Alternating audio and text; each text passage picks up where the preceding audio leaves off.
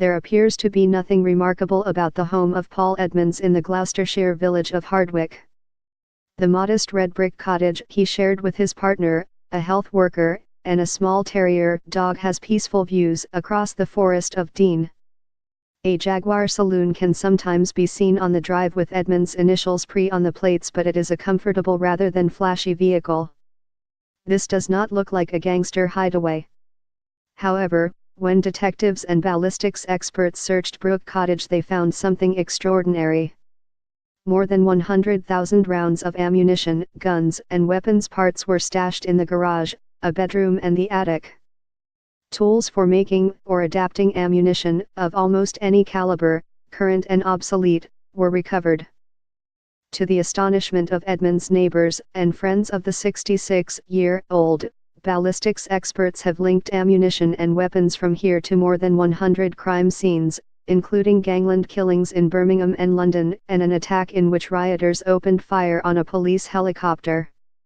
Police have established that weapons and ammunition sourced or made by Edmonds were passed on to an organized crime group called the Burger Bar Gang, which hit the headlines in 2003 when Letitia Shakespeare, 17, and Charlene Ellis, 18, were caught in the crossfire of a New Year's Day drive-by shooting in Birmingham. They also discovered that the link between Edmonds and the Burger Bar Gang was another unlikely character, a Birmingham-based physiotherapist called Mohinder Surdhar. One officer compared Edmonds and Surdhar to the Breaking Bad characters Walter White and Jesse Pinkman. Weaponry rather than crystal meth was what they traded in.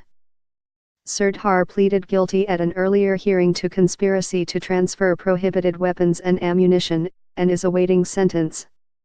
The net began to close in on Edmonds and Surdhar when firearms experts at the National Ballistics Intelligence Service, NABIS, noticed that since 2009, particularly in the West Midlands, police were recovering an increasing number of antique handguns and specially adapted ammunition.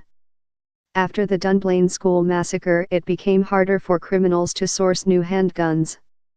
One way round this is to use antique pistols with specially created ammunition. The experts from NABIS realized that much of the ammunition they were recovering had been made with the same equipment. Typically 4 tools are used to create ammunition, each of which leaves markings, creating a sort of industrial fingerprint. Among the crime scenes they analyzed was the scene of a disturbance in Birmingham during the summer riots of 2011 that followed the shooting in North London of Mark Duggan. Masked rioters fired at a police helicopter that had been scrambled to a disturbance at a pub. A 19th-century Saint Etienne pistol and ammunition were among the evidence recovered. The NABIS experts made a connection between material found at the scene of the riot to the shooting of Hassan Omer, 31, who was killed during a private function in a London club on Boxing Day 2013, and to a fatal attack in 2015 on Derek Myers, 25, who was shot dead outside the Big Bang Snooker Club in Birmingham. The experts kept analyzing material from crime scenes and time and again found the ammunition used had come from the same source.